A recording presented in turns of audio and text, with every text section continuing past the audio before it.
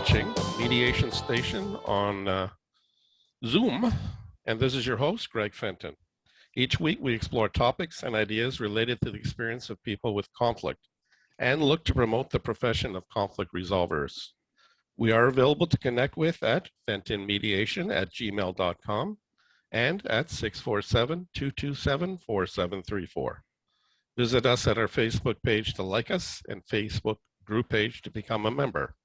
Also visit the YouTube channel, Fenton Mediation. Listen to podcasts of Mediation Station on SoundCloud, Apple Podcasts, and Google Podcasts. Please follow us at our Twitter account, which is at Fenton Mediation. The conversation today is titled, How Safe is Mediation for Separating Families? Part 2. And with me will be Barbara Landau, Marianne Popescu, and Jim Fitch. We continue to present the program live each Sunday from 8 to 9 p.m. through Zoom. We will engage in conversation with everyone attending, able to listen and watch. Microphones and webcams will be closed. If anyone wants to contribute, there are two options. One is to see the chat icon as a bubble at the bottom center of your screen for you to click to then type in a comment or question and click to send. Or you can click on the reactions icon that is also located on the bottom center of your screen for you to use. You click on the hand icon once that's opened, and we'll see and notice that you want to speak. We'll open your mic only for you to share your comment and question, and then we'll close the mic again. The show is being recorded for both video and audio purposes and will be available for public access on SoundCloud, Apple Podcasts, and Google Podcasts afterward. I have one PSA, public service announcement to make, and it's on Family Mediation Practicum Ontario. So there is another option available for individuals looking to become accredited as a family mediator in Ontario. Ontario Association for Family Mediation, OAFM, is now providing that 80 of the 100 hours of practicum experience can be completed using simulated cases. The final 20 hours of the practicum must be completed with real clients. Family Mediation Practicum Ontario is providing, through its OAFM approved course, this experience starting this fall, 2021, by using realistic case scenarios with the 80 hours counting towards accreditation. All classes are online with real-time feedback. For more information, please check out the webpage, familymediation.pccs.ca. So let's transition and reconnect with our three visitors, Barbara Landau, Marianne Popescu, and Jim Fitch. The last show, the first show of this conversation took place in May, first week of May. And it was a rich conversation, and there was more to have a conversation about. And so tonight is going to explore in a deeper depth some of the content that we didn't get to the first time. So thanks everyone for returning for the visit on the program. With each of you being family mediators, what approach do you try to take with the people you mediate with? So if you want, I'll identify people. I want to make sure that this is all balanced. Barbara, you want to go first, and then Marianne, and then Jim? Okay, so this is how do we address the issue of domestic violence with people? No, it's more broad. But more broad. What approach do you try to take with people you mediate with? Oh, okay. Well, I think that to start with, I want to be sure that everyone is participating in an informed way, that they understand the process that they're coming into, that they are entering the process voluntarily. There isn't a threat. You have to attend this, choose this process or that process. I want to be sure that they feel competent to make decisions that are important to make during the mediation process. So I'm kind of looking for capacity to participate, voluntariness, and an understanding of what we're going to be doing together. And I want them to feel welcome. I think I want them to feel that I understand they're going through a very difficult time in their life, and they're coming to somebody who's looking to understand and help the family, not just an individual, but to help the family get through this difficult situation in a positive way so that they can have a more optimistic look forward at the future. Okay, thanks. Marianne? Nice. I think I would echo a lot of, obviously, I trained under Barbara many years ago, and all of those wonderful things she just set out are things that she trained me to do. So I would follow that.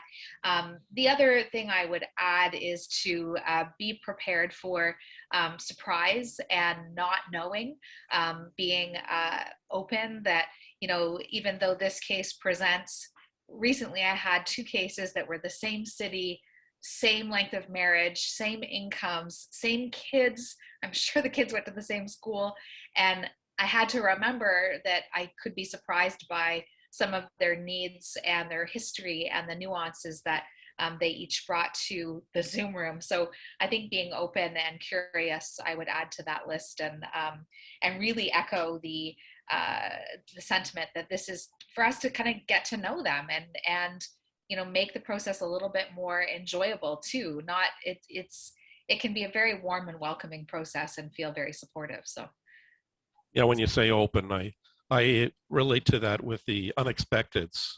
You never know what's going to be presented in the moment, in the space, by each person. And you also recognize the concept of individuality, that just because the same issues, same kind of relationship, each person is going to process their lived experiences in their moments differently from the next person. So yeah. For sure. Thanks, Greg. Jim, what can you add? I would really echo a lot of what Barb and yourself and Marianne have said. I think that we're always trying to, I guess, peel the layers of an onion one way or the other. And so, you know, a sense of openness and being welcoming and staying curious, even when you think you knew the answers to what's coming next is always beneficial for families. And I think also, you know, in our own professional development too, if we're trying to be reflective practitioners, that's always a win. So I guess I'm just going to echo what was said. Yeah, and to understand that fundamentally the process is being delivered or facilitated for the purposes of the people you're working with, not for your purpose, so that the space is there for them to fill in the blanks, and your curiosity, the openness, and the conversation goes from where they're at relative to where you're at. Though, of course, as a third person, a mediator, we have to be constantly moving along in the process to help guide them on a pathway that best suits them. So let's revisit a couple of points that we earlier spoke about on our previous conversation in May, and that's on collaborative processes and safety. Let's start with collaborative processes. What are those? Marianne, you want to go first this time? We'll switch it around. Sure, yeah. I think when I think of a collaborative process, I think about bringing the people that the family needs in order to be successful in staying in mediation if that's what they want to do. I think of, you know, so being creative with what our collaborative process could look like, bringing in, you know, a mental health professional that is specifically trained to deal with an issue like, you know, there's unfortunately a lot of pornography addiction that you know, families are struggling with. And so if you are able to work with people who are trained specifically in the issues the family needs, I think that could be a form of collaborative process. Sorry to take it out of the rated PG realm right away there, but I just, what came to my mind. And we're dealing with real issues, real matters, yeah. you know? and quite a common issue, unfortunately, for families. Very difficult to navigate and stay married, I think, for a lot of families. And then the other way I would think of a collaborative process is in a collaborative mediation. For me, the style is more of bringing in a lawyer-assisted process. So I would think of that as the more classic approach in my practice. So I would call it collaborative mediation. And then I'll let my friends talk about the other pieces because my dog is having a little bark. Does your dog want to contribute to the conversation? Jim, how about you?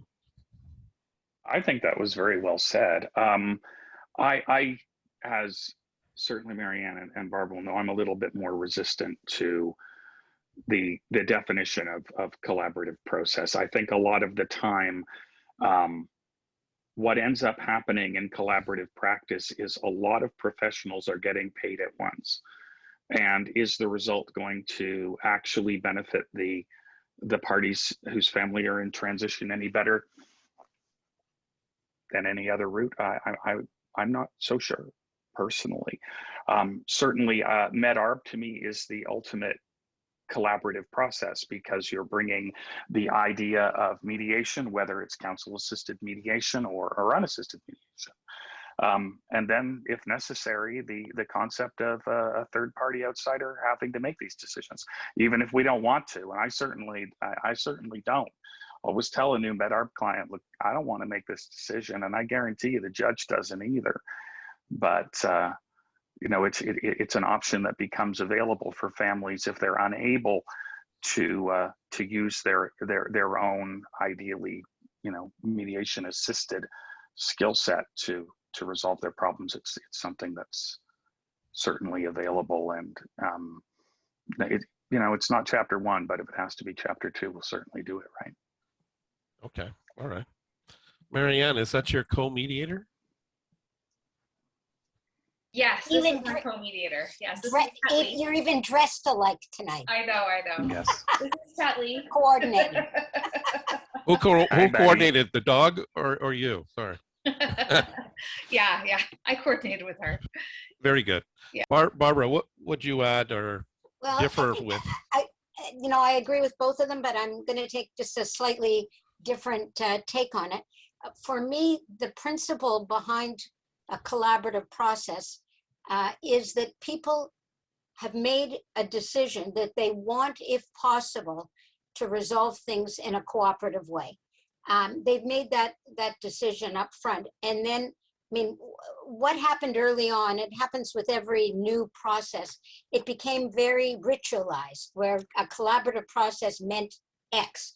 And they've become a lot freer with experience. But for me, the fundamental thing about a collaborative process is both people have willingly decided that for them, particularly maybe to reduce the conflict between them, maybe to protect their children from conflict, maybe because a court process takes too long and is too expensive, they want to make their best effort to resolve things out of court. And then the professionals that are needed, I agree with Marianne, the professionals should be determined by the kinds of issues that the clients bring.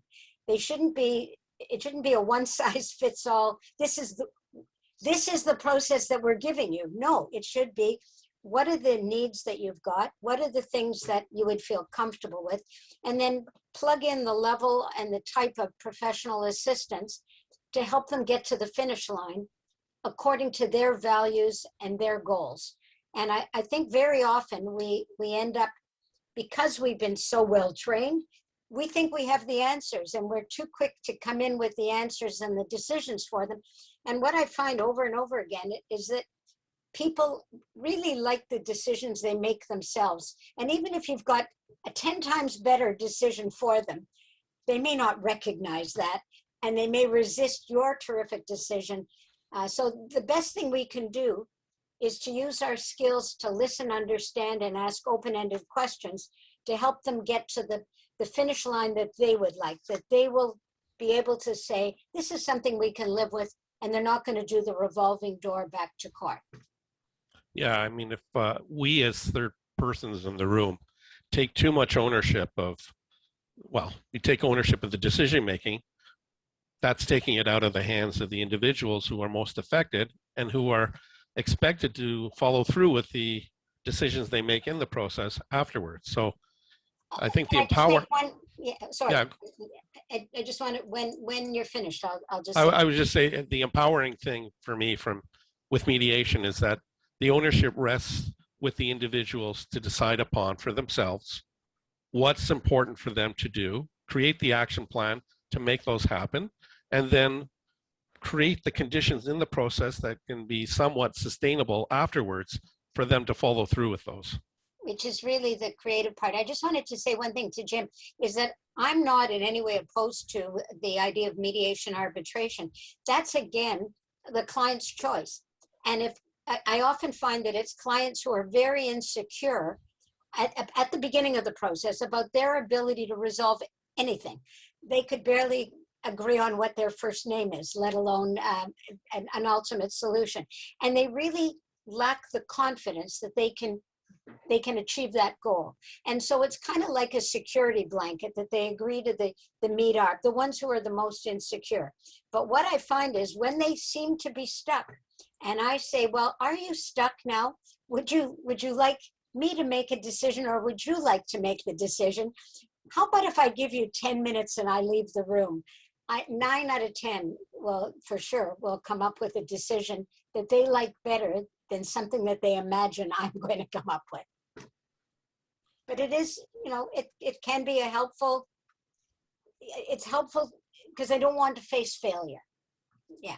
That's been my experience too, for whatever that's worth, Barbara. Yeah. Absolutely. Say, well, if I got to do this, I will, but you want to maybe take a minute? It's a very useful tool, as you've suggested, for sure. Very useful. Okay, let's talk about safety. So how do each of you communicate about safety to separating families, couples? Jim, let's go with you. Well, I try to make it clear to everyone, first off, that it's always their mediation, that it's their family, and I need to learn about their family and from their family to be able to help their family going forward.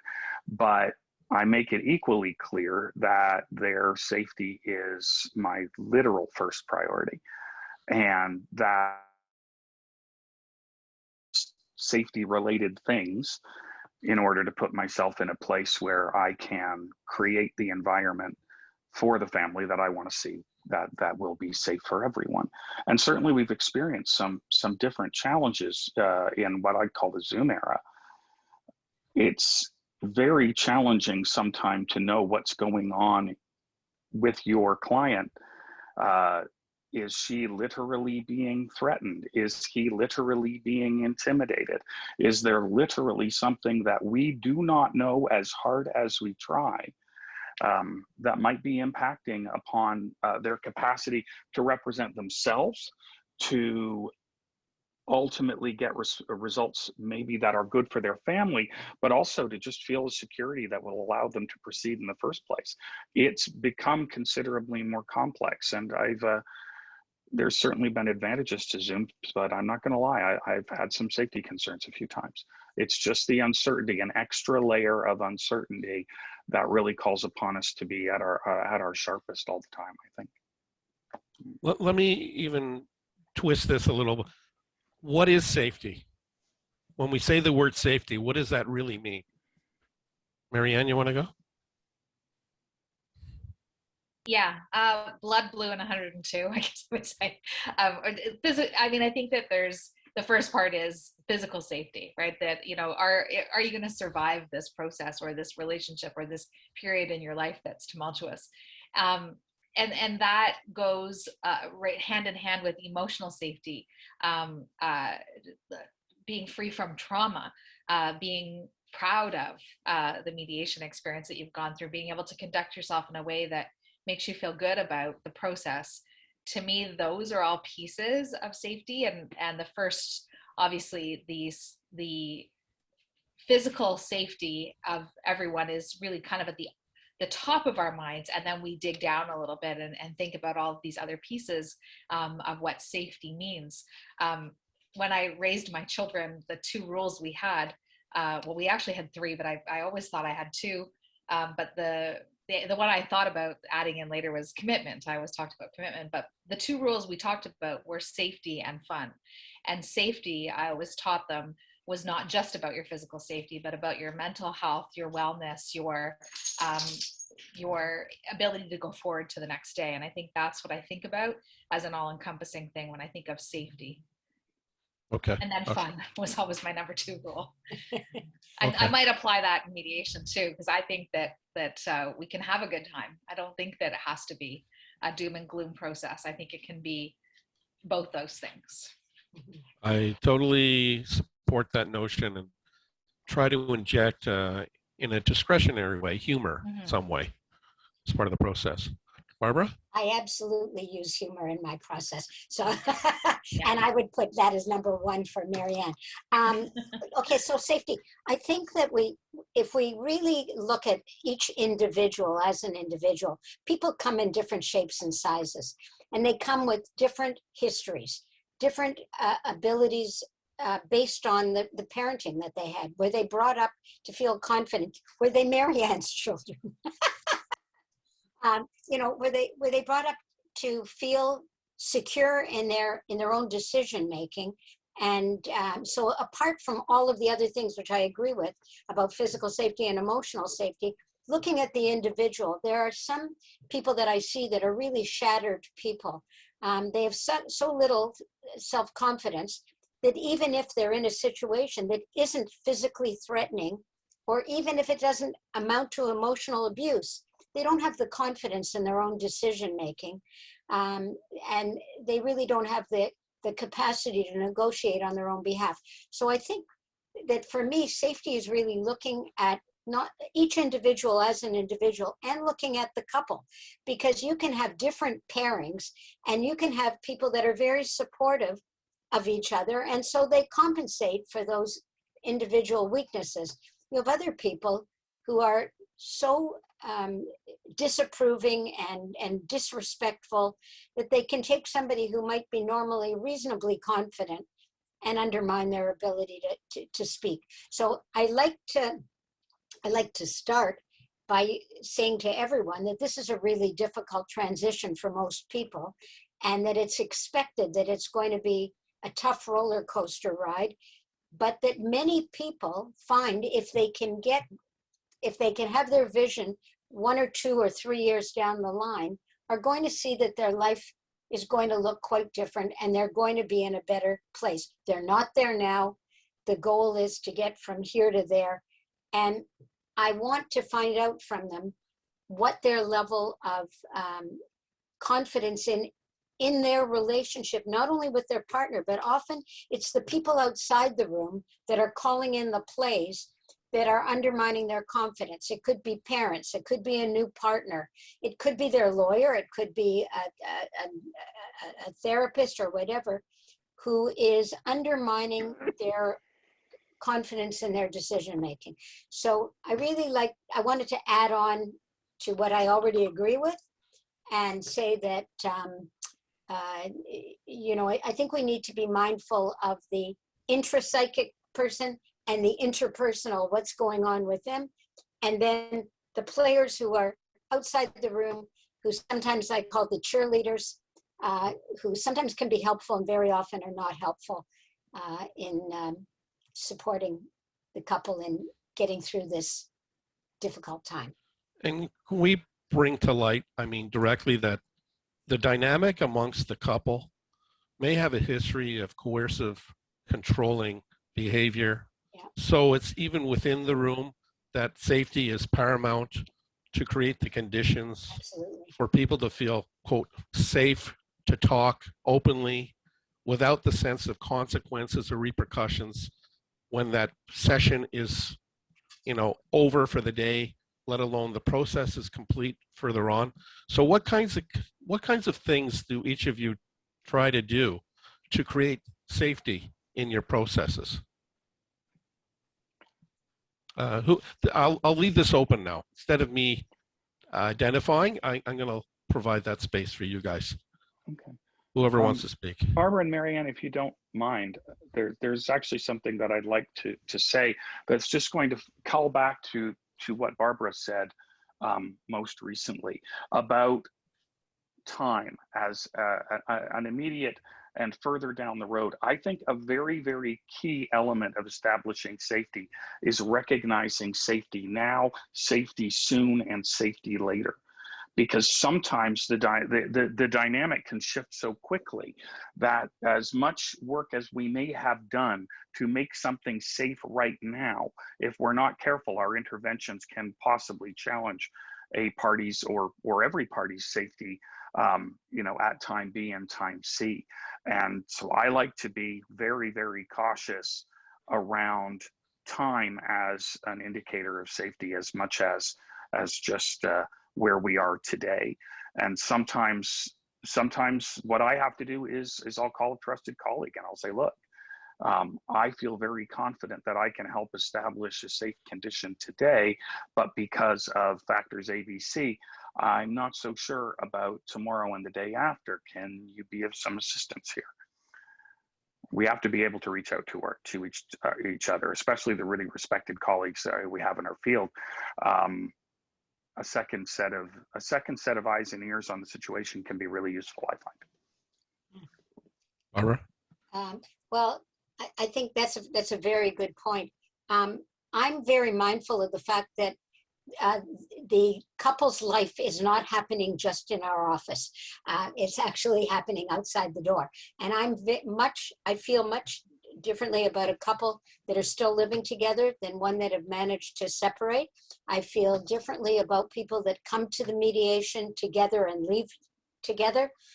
All of those are times that things can flare up and get out of control, as Jim was talking about. So if people are living under one roof when they come to see me, I've got to have another level of caution.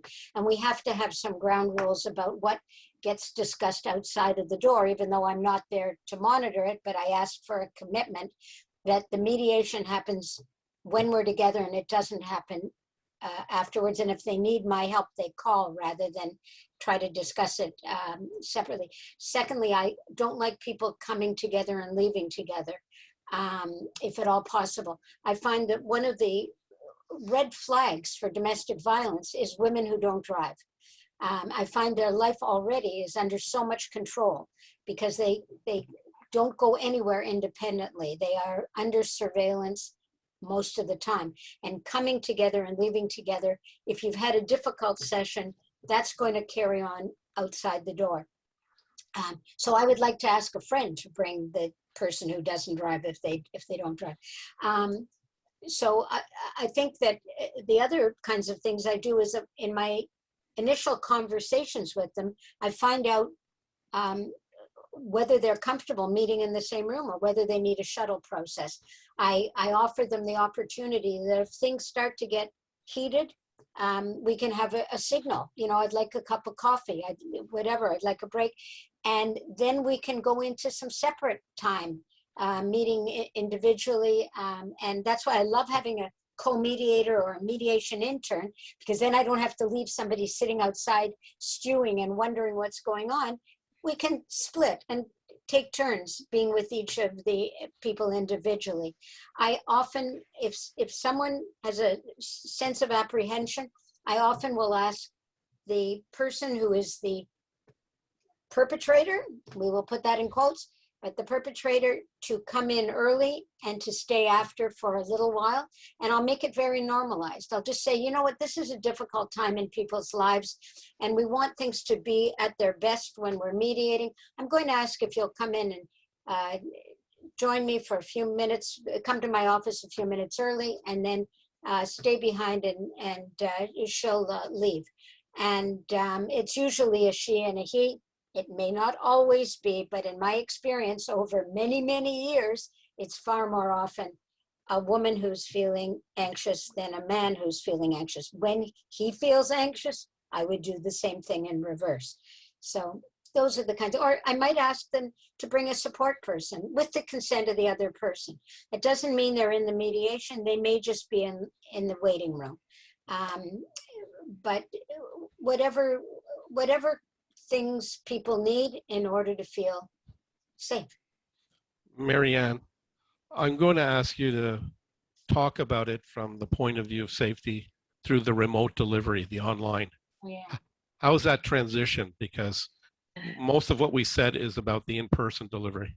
Right. Yeah, yeah. I think that what Jim said earlier on about just having to be more watchful and mindful of what's going on for people in their little tiny box that you get to see, and the importance of making that connection with each other, and like being human with each other, really trying to get to know the person, establishing trust so that there can be the safe space for disclosure and the sharing of what their needs are around safety and around timings in families. I mean, the one thing I was thinking about as everyone was talking is the reliance that I place on other professionals who are crisis intervention specialists who develop safety plans and write safety plans for their job, and to really, like, it's neat to know that there's people that are like, I feel really good about society that has these sets of professionals to respond, like the Assaulted Women's Helpline and several crisis lines across Ontario that create safety plans for women. And recently I have a family who has a safety plan, and they were updating it, and I was on an email loop, and I got sent a blank one, and it was really interesting to see like what the questions are and how they safety plan. It's not my area of expertise, it is theirs, and relying on those professionals is something that I've learned to do over the years, and that hasn't changed on Zoom. One piece that on Zoom, where if you're going to have a shuttle process, so not having dates and times of appointments in person known to the other person, the same, I would do that on Zoom too. So it's like, we've just got appointments booked this week, no one knows when it's happening, and sort of that can really help sort of to mitigate the after mediation calling and pestering around what's happening, what's going on. I think it is harder in the Zoom world because you don't physically get to see what's happening, what's going on. And I think there's things that we can do to help that, relying more heavily on professionals, and that, like, I really want to know you, I care, I want to help, I'm here because this is a process you've chosen, and I want to make sure that it's as safe as you hoped it would be, and to really work with that family to make sure that happens. I think that's top of mind for sure on Zoom. That's your empathy coming out there for sure. Yeah. Well, Yeah, interesting. what about from each of your perspectives? What's the attention that's provided for from the family justice system with regard to safety and mediations that are conducted through its process? Whomever. Was that okay? I don't know. I'll leave that to one of my colleagues because I don't do court connected family mediation. I only do private. Jim? Well, can I punt a little bit and talk about child protection mediation? Okay. Just context a little bit, because there's a reality of the COVID pandemic is that the opioid crisis in Ontario has become a tsunami. And the impact of the opioid crisis on families in contact with child protection associations and the CAS cannot be underestimated. I have jumped to a very regular requirement on the part of societies to ensure that parents that may have had opioid challenges in particular, or related addictions and mental health challenges, have lawyers present for seeking med, and in fact have those lawyers paid for by the society if they are unable to access legal aid. Because someone with that degree of enhanced vulnerability is going to need serious professional backup. And in the moment where we're dealing with their encounter with the Children's Aid Society, what they need most is legal backup. Invariably, with families that have had these kinds of experiences, I am working on multiple tracks. I will be attempting as hard as I can to get medical and other assistance for someone who might be affected by opioid use. I'm often working very hard with both within and without the society, with perhaps the parent that the society isn't as concerned about, if there is one, to try to get them support for the experience of having an opioid addicted partner or former partner. And again, very frequently, I'm literally insisting that the society provide them with counsel for the mediation process, because there are serious consequences that are still out there in CYSFA. And when you're locked down in COVID and you've also had experience of serious and often rapidly progressing addictions, you're going to need all the backup that you can get, and so is your family. And ultimately, your ultimate client in child protection mediation is invariably the children, and Well, those people are being exposed to all kinds of issues. Let me interject. I hear what you're saying. A lot of what you're talking about is about you as the professional, and that's what you are mindful of, and that's what you are looking to incorporate to provide as supports within the process. How much, though, is the system itself mindful of the needs of safety for people who are going to partake in mediation? I'll jump in. Not that I'm again not a person who is currently not in my current life working with the court system. My experience, and the reason that I put so many years into creating the standards for domestic violence for mediation, is that there really were not the same kind of standards or the same kind of expectations in the court system. Lawyers, family law lawyers, are not expected to be trained. Judges still have not had, many of them have not had any domestic violence training.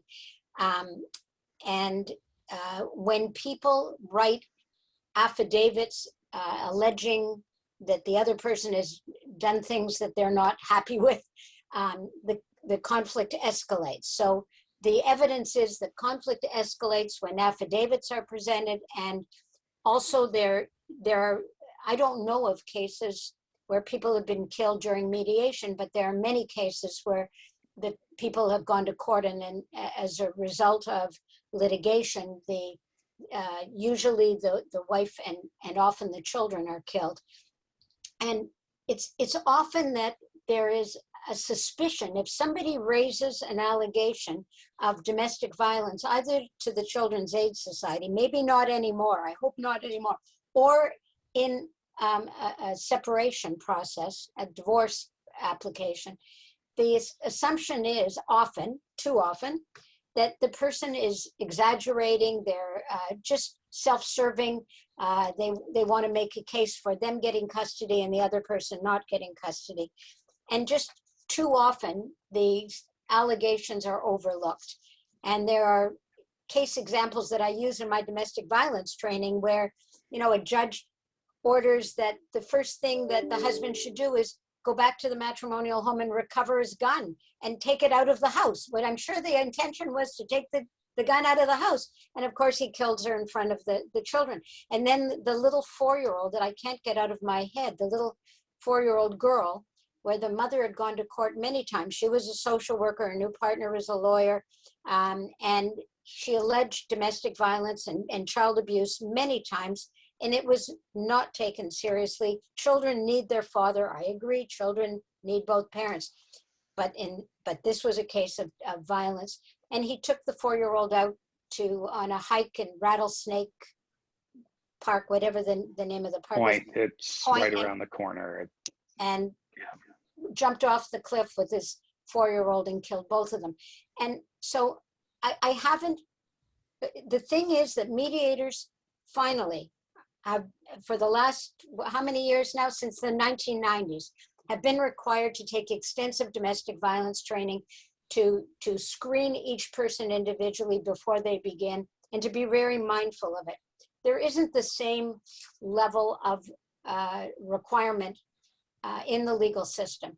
And also, when mediations happen at court, I think we would want to differentiate those where somebody's started an action and those where people get some inexpensive mediation service, but they haven't started an action. If they started an action, there are the affidavits that raise people's anger. They feel like they've been publicly humiliated.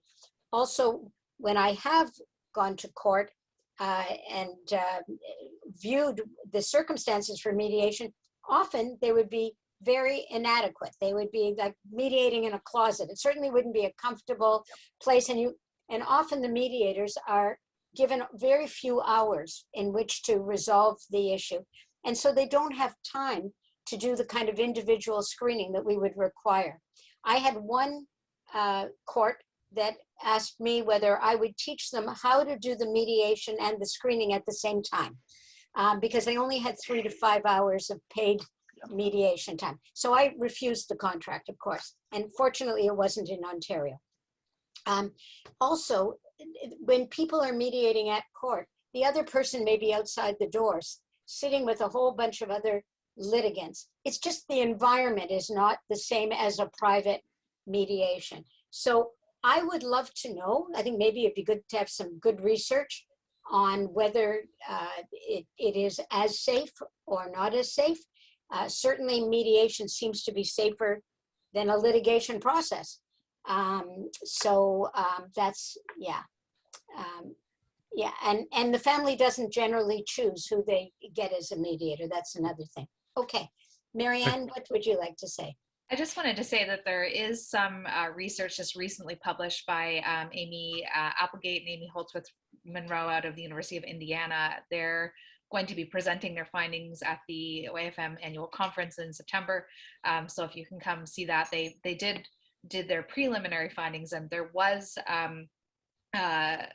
safety as in the sort of a video process actually is what they actually ended up using.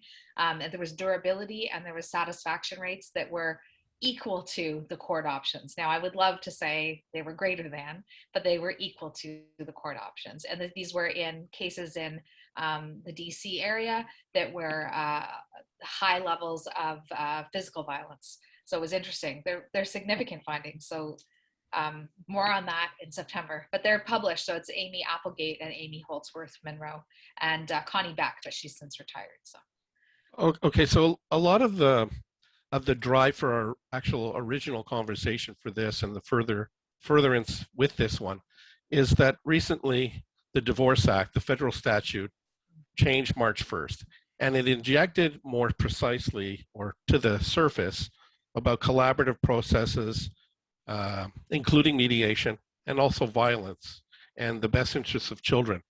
So how do you see these legislative changes affecting separating families, especially in the context of mediation with violence and safety concerns?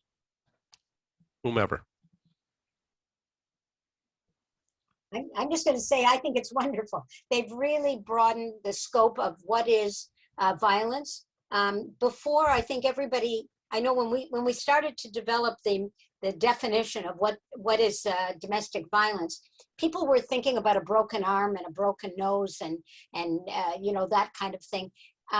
It took quite a while to think about emotional abuse and to think about somebody having really coercive control. I think the coercive control is the one that we're probably seeing most often in separating couples, where people really have lost their ability to make their own independent decisions about their life. And they are being monitored and controlled by another person. So I think the fact that the legislation has recognized these things is very important. And they've put in caveats all the way through the legislation about things like, it's no longer presumed that children should have maximum contact with another parent if that other parent is somebody who's been perpetrating abuse. So that they took that maximum contact, which was almost like a threat. I found that when clients came into my office, I had to warn them that unless they were going to agree to maximum contact, the judge might decide, if they ended up in court, to award custody to the other parent. That's the way the legislation read. It wasn't intended, I don't think, that way, but now that is out of the legislation. And now there's also a concern about not just the other spouse, and not just the children, but all of the other family members who may be impacted. And so I just think that it's going to change everybody's mindset, I hope. I think it's going to change the mindset of the judges. I think it's going to change the mindset of the lawyers. They're no longer going to be hanging on to the maximum contact rule. Domestic violence is considered one of the factors you must consider. Before, it wasn't even in the legislation until a couple of years ago. So it was basically treated with suspicion. Now it's no longer treated with suspicion. And in addition, with the Divorce Act, there's also the strong encouragement, the communication that the stakeholders lawyers are to communicate. There are processes, collaborative processes, including mediation, to deal with these matters. Jim, how do you see any ethical concerns with regard to that? Honestly, I don't think there are any concerns whatsoever with telling counsel that they should note that there are other ways than court to proceed. You're probably surprised that I said that, because I see ethical concerns in just about everything. I don't think I have any ethical concerns with this. For years and years, counsel have been obliged to inform their clients that reconciliation is a reasonable option for some families to a family in transition process of any kind, and recognizing alternatives to court, to me, is absolutely the same as that. It's almost certainly salutary, but let's pretend it's not. Let's just say it's neutral. I certainly don't think there's any ethical problems. Now, there is one, and Marianne and I discussed this at some length when we gave a presentation on the Divorce Act changes. There is one possible negative to some of the changes to the acts, and that's that because an allegation of domestic violence can sound in a sole decision-making order, independently of other factors. There have been some that have suggested that that will increase the number of strategic allegations. I would love to see stats before jumping to conclusions on that, though. I acknowledge that it is a possibility. I acknowledge that if it happens, it's wrong and it's a concern. But I haven't seen it, and I talk to an awful lot of lawyers, and I don't know anyone that has yet encouraged or even countenanced a client to make specious IPV claims just to get an advantage in litigation. So until it happens, I don't believe it. If it does happen, we'll have to fix it, because that ain't cool either. But I haven't seen it, and until I see it, I'm not going to be worried about it. Marianne, your hand was up before anyway. Yeah, it was just a short comment about the changes to the Divorce Act. I think that, it's my understanding that that lawyers always had to tell their clients that there were alternatives, and that this is just an increased emphasis on that. So I think that, it's a catching up period, moving along with the trends period, that is there in the Divorce Act. So I just wanted to add Well, that. what about, though, it was mentioned in this conversation earlier that lawyers, for example, in general, it's a generalization, and judges in general lack the comprehension of the concept of safety, violence, abuse, control. And here they are being encouraged to promote mediation. And how do they recognize that this could be a potential risk to the clients? Which is a service that's provided by highly skilled, trained, accredited family mediators who have taken training specifically in screening, and who know to look at both people in the equation and to treat them with respect for their process and use process design as needed. It's, you know, you're encouraging use into a profession that is, I don't want to say more highly skilled, but more emphasis for sure on our training is on screening. Why are we talking about it again today? It's super important to us as family mediators. So I think that this encouragement to the use or the acknowledgement of the existence of alternatives is into a very skilled profession and not into the mouths of lions. Yeah. I think it's an excellent directive. I'd like to just add that Jim, the anxiety about whether a false allegation will be made has always been there, and that's actually why so often in child protection matters and in divorce matters, if some people would be cautioned not to make an allegation of domestic violence, because if they did, they wouldn't be believed. In fact, it would probably go the other way. And that's what I'm afraid of. And any evidence that I've seen in any research has been that 1% is the number that always comes up of false allegations. 1% I can live with, and especially if somebody is making a false allegation, that's something that as a mediator, I would say they're not trustworthy, like that's another example of untrustworthy behavior. But let's just stay with whether the Divorce Act focus now on domestic violence makes things less safe. No, it makes things more safe. And Great. What I would like to see is that like in BC, all family professionals, including family law lawyers, and I would guess the judges, I would imagine, I haven't checked that, but I would imagine family judges would have to take the training. Marianne, do you know whether that's the case? I know that it's the case for all family law professionals in BC must have domestic violence training. We haven't gone that far. Lawyers tend to be very resistant to any new training that's required after they get their LLB. Yeah. I would suggest that this would be one thing for family mediators they might want to take. And I think that's true for collaborative lawyers as well. At the moment, I don't think collaborative law is as safe as mediation because collaborative lawyers are not required to take that screening. And what they often have is a false sense of confidence that because they're in the room, that the clients must be safe.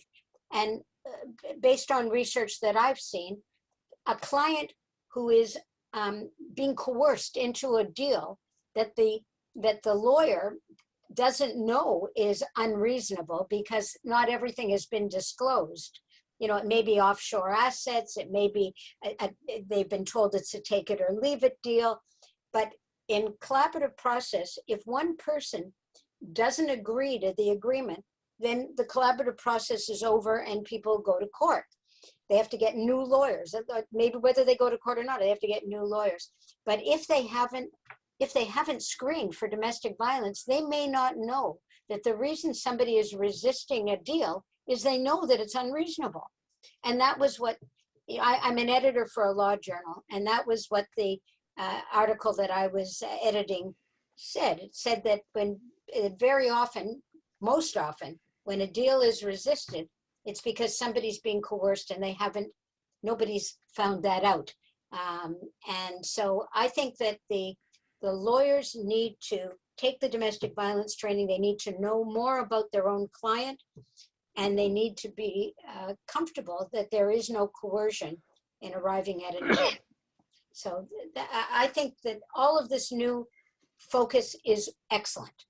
I think it's going to shift the balance, and if it shifts it in the direction of mediation, as long as mediators are a voluntary process that people can participate in and leave if they want to.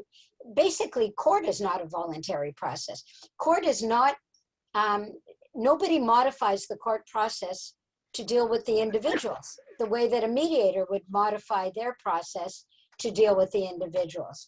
Courts have a requirement to follow a legal due process kind of. Court's a construct, and the people who get into the system are expected to adapt to the system. It's Right. a construct. rather than mediators Right. who are very client-centric, who adapt their process for the clients. And very often, now that 60 to 80% of people are appearing in court unrepresented, they don't really have a concept of what is expected of them. They don't know how to prepare materials. They don't know how to cross-examine.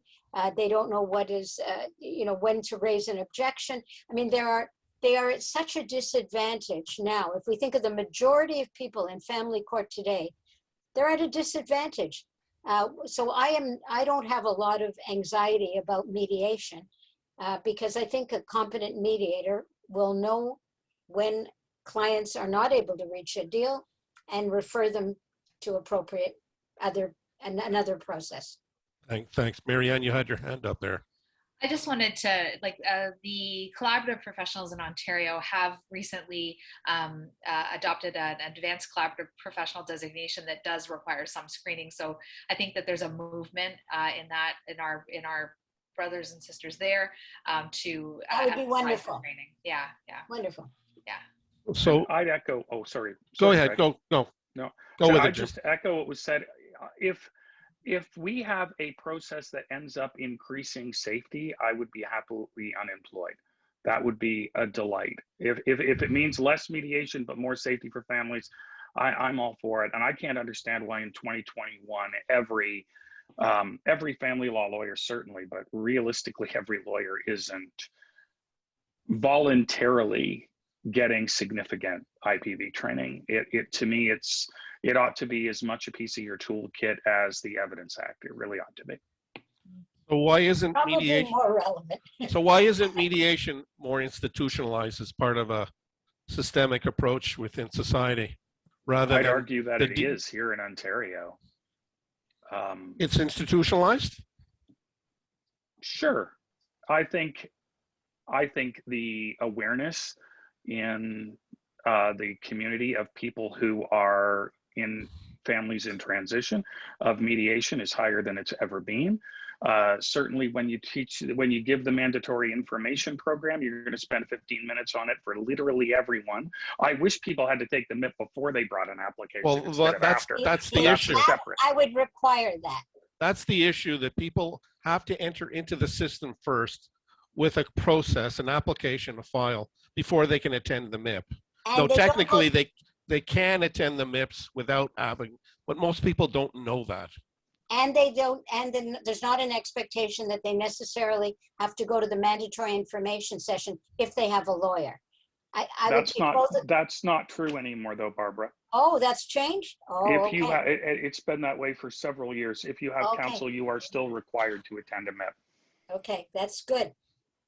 Yeah, I mean, what I'm talking about when I say institutionalized, where it's actually fundamental as a mindset that for people to deal with their differences, their decision-making, i.e. in family, they would partake in this process called mediation, rather than going as the default right into the system to say, I can't deal with the other person, I gotta go and have a third party, the judge, make the decision. Marianne?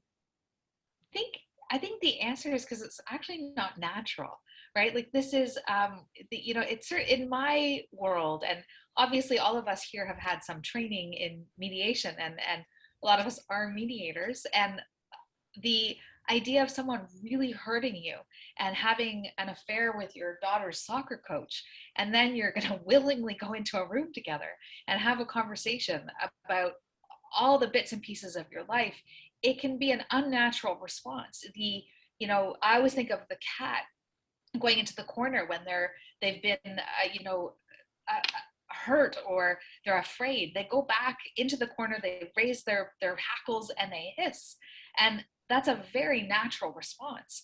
And so I think that people who are brave enough to choose mediation are actually a very rare breed.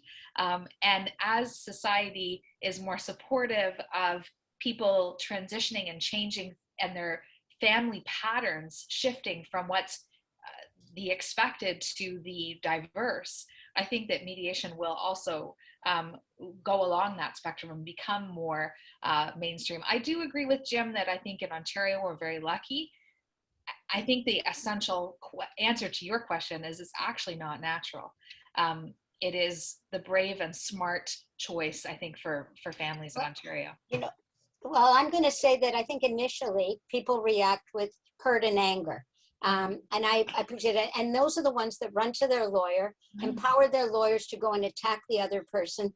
And then several months later, not maybe 3 months later, I don't want to pay their lawyer anymore, fire the lawyers because they've created such a mess. They can no longer communicate with the other parent, and the kids are angry at them, and everybody's miserable. And so I appreciate that there is an emotional timeline that people need to go through. But by the time they get into court, they've usually long passed that timeline, and they now have no money.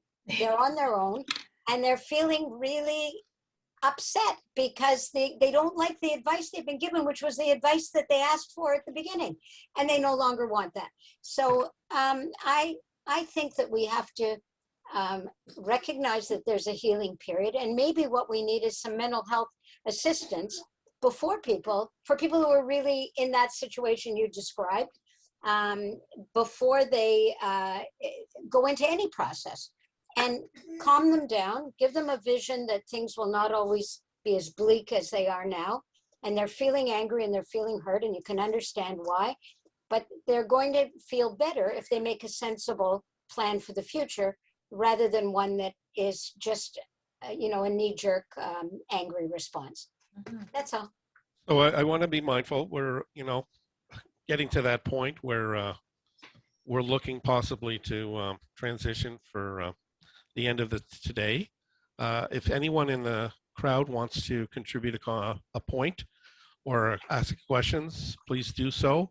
There is a comment, or the lawyers fire the clients because there are no funds to keep it going, to sustain that relationship with the lawyer and the client, rather than, not only the client seeing that they don't have sufficient funds to feed the process, the lawyer also can have the tendency to say no more.